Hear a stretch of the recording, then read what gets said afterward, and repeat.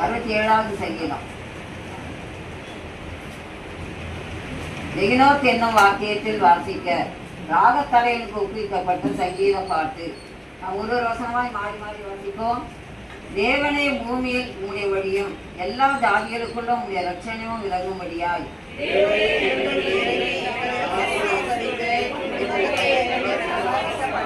தேவனே, ஜனங்கள் உம்மை துதிப்பார்களாக, சகல ஜனங்களும் உம்மை துதிப்பார்களாக.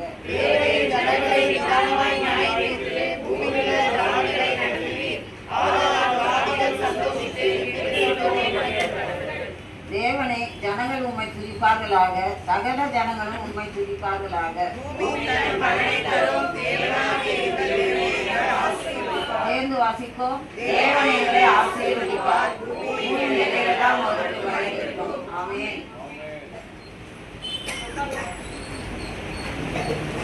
Price the Lord. நம்ம மத்தியில இருக்கிறதால அப்படி மூப்பரையை நம்ம